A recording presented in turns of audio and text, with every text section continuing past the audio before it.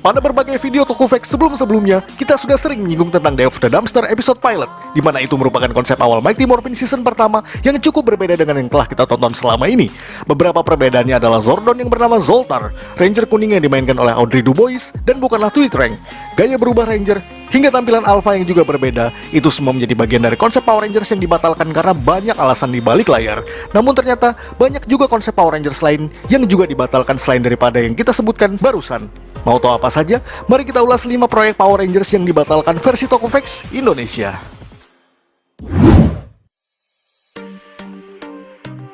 Bioman. Sejujurnya, kita pun pernah membahas soal ini di episode Tokuvex yang hilang. Dan sebagian penonton lama yang telah mengikuti Tokuvex sejak awal pasti tentu familiar dengan pembahasan ini. Namun, teruntuk para penonton yang baru bergabung menjadi subscriber Tokuvex Indonesia, mari kita ulas saja untuk kali ini. Jadi pada dasarnya Haim Saban sebagai owner dari Saban Brands yang saat itu masih bernama Saban Entertainment tersebut berencana untuk mengangkat Super Sentai ke dalam versi Amerika pada pertengahan 80-an. Alih-alih hanya menyiarkan acara Sentai di stasiun TV negeri Paman Sam tersebut, idenya adalah menggunakan aktor Amerika dan menggabungkan footage pertarungan di Jepang. Maka saat itu, Saban memilih Chow Densi Bioman sebagai konsep awalnya, yang kemudian diberi judul Bioman dan direncanakan tayang pada 1986. Maka dengan demikian, Bioman menjadi konsep awal Power Rangers paling pertama. Uniknya, saat itu mereka telah mendapat aktor serta aktris untuk serial tersebut, di mana ada Mark Dacascos sebagai Victor Lee, Biorhythm Red, Miguel Nunes sebagai Zack Tyler, Biorhythm Green, Tom Silerdi sebagai Billy Cranston, Biorhythm Blue, Tricia Fisher sebagai Trini Crystal, Biorhythm Yellow, dan juga Rebecca Staples sebagai Kimberly Hart, Biorhythm Pink. Bahkan tokoh asisten robot Pibo dari Bioman versi Jepang juga digunakan di sini dan diberi nama Alpha 5. Acara itu kemudian dibatalkan karena suatu alasan yang masih simpang siur dan belum diketahui kebenarannya hingga sekarang. Namun lepas dari itu, semua konsep-konsep itu kemudian dipakai dalam Mighty Morphin Power Rangers season pertama. Maka dari itu, nama-nama tokoh di dalamnya bahkan nyaris sama persis dengan yang ada di Bioman versi Amerika tersebut. Klip promo Bioman pun telah tersebar di internet dan jadi bukti bahwa mereka hampir menjadi bagian dari Power Rangers. Jetman Rangers. Siapa sangka jika Choujin Sentai Jetman juga hampir menjadi Power Rangers season pertama. Sentai yang penuh dengan drama dan plot kelam tersebut menjadi favorit bagi penonton di Jepang pada awal 90-an.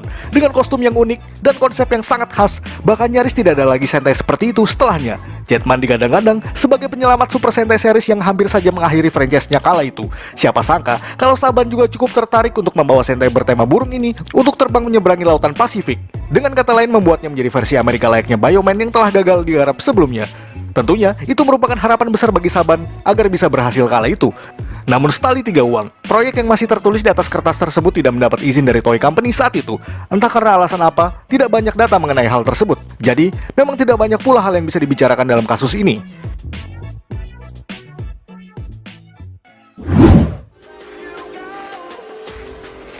Power Rangers Hexagon. Jika Anda tidak pernah mendengar soal ini atau setidaknya kurang familiar dengan judul yang ini, itu bukan hal yang aneh, sebab Hexagon ini merupakan versi awal Power Rangers Ninja Storm yang dibatalkan. Tidak hanya itu, konsepnya pun berbeda jauh dengan Ninja Storm yang telah kita tonton selama ini. Bagaimana bisa? Berikut penjelasannya. Setelah berakhirnya Power Rangers Wild Force, Disney, yang saat itu mengakuisisi Power Rangers dari tangan Saban, merekrut Amit Baumik, seorang penulis yang pernah sukses di episode Forever Red, episode reuni para Ranger merah di Wild Force. Baumik memiliki ide untuk menggarap adaptasi Ninpu Sentai Hurricaneger ke dalam versi yang lebih serius dan kelam, di mana konsepnya melibatkan para veteran Rangers yakni Tommy Oliver dan Jason Lee Scott. Yakni Tommy merupakan bagian dari organisasi militer pemerintahan yang memiliki proyek Hexagon Rangers yang terdiri dari trio ninja Hurricaneger, sementara Jason menggarap proyek Beetle Ranger yang merupakan tim adaptasi dari duo Go Ranger, ditambah satu eksklusif Ranger wanita dalam timnya.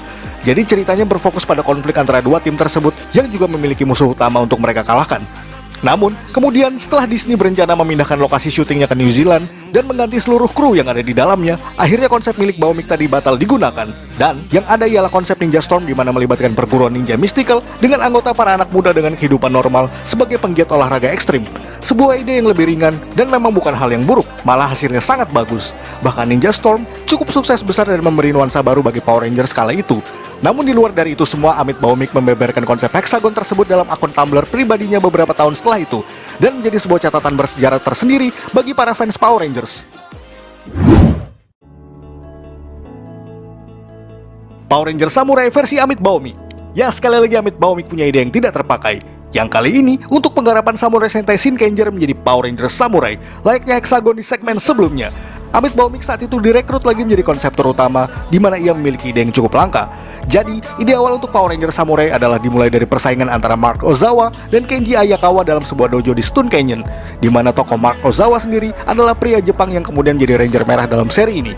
Ya benar, Amit Baumik menginginkan Ranger Merah orang Asia pertama di Power Rangers setelah batalnya Mark Dacascos yang merupakan keturunan Jepang Hawaii yang ada di Bioman versi Amerika barusan. Sementara Kenji Ayakawa merupakan versi Amerika dari Juzofua yang kemudian diberi nama Decker untuk versi Samurai. Mereka merupakan petarung handal yang memilih jalan berbeda, di mana setelah itu Keiji memutuskan untuk bergabung dengan kelompok jahat yang disebut The Dread Castle yang bangkit untuk menghancurkan dunia. Setelah itu Mark beserta pelayan setianya yang bernama Mr. Mason merekrut 4 orang lain yang diantaranya adalah Oscar, Lisa, Iris, dan Edwill untuk bertarung menjadi Power Ranger Samurai. Dalam hal ini, tokoh Farkas Bulkmeyer juga ditampilkan di sini dengan putranya yang bernama Eugene yang kemudian menjadi Gold Ranger. Namun semua konsep itu dibatalkan dengan mengganti seluruh ide utamanya. Dan apa yang kita dapat? Ya, Power Ranger Samurai yang kita tonton hanyalah copycats dari Shinkenger dengan plot dan konsep yang 90% mirip. Bahkan Ranger Merah di sini adalah pria Amerika kulit putih yang memiliki marga Jepang tanpa penjelasan apapun yang masuk akal. Bahkan beberapa tokoh seperti Emily, Mike, Kevin, bahkan Mentor G tidak pernah memiliki nama panjang, sehingga konsepnya terkesan sangat malas dalam pembentukan tokoh tersebut. Terlalu banyak footage Jepang, sehingga sangat kurang orisinalitas dalam seri ini. Dan juga bicara soal Bulk dan Spike, dua tokoh komik relief ini terkesan berada di luar cerita dan tidak memberikan kontribusi langsung untuk perkembangan plotnya. Dan tentunya banyak hal yang dapat membuat penonton kecewa dan sedikit jenuh dengan serial Samurai yang sangat datar dan mudah ditebak.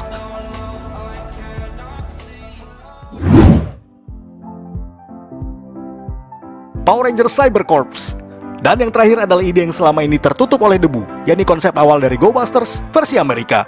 Meskipun saat ini sudah digarap menjadi Power Rangers Beast Morphers di era Hasbro, namun pada tahun 2015 sebenarnya direncanakan Saban akan menggarap season ini setelah berakhirnya Super Mega Force dengan judul Power Rangers 21 yang kemudian diganti menjadi Cyber Corps. Secara konsep, serial ini dimaksud berlatar di planet Mirinoi, planet fiktif di serial Power Rangers Lost Galaxy, di mana di sana berdiri sebuah organisasi pertahanan bernama Mirinoi Defense Force yang beranggotakan 3 pasukan Elite Rangers, yakni Johnny, Arjuna, dan Michelle. Mereka bertiga juga memiliki partner robotik yang disebut Bodroid sesuai dengan versi Jepangnya. Mereka bertugas menggagalkan rencana jahat dari super hacker bernama Omni yang sejatinya adalah sahabat dekat dari Johnny di masa lampau. Omni memiliki keahlian mengirim robot monster dari dimensi X ke dunia nyata serta berusaha membangkitkan Vengix, sebuah virus berbahaya yang sepertinya sama dengan yang ada di Power Rangers RPM.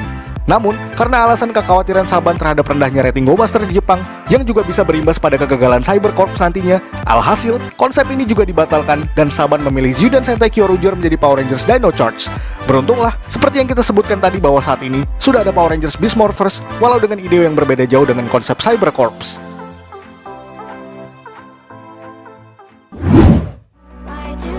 Sekian ulasan dari Tokufix Indonesia. Buat Anda yang suka dengan video ini, silahkan like dan share ke media sosial Anda. Jangan lupa tinggalkan komen dan subscribe. Akhir kata, salam Tokufix Indonesia.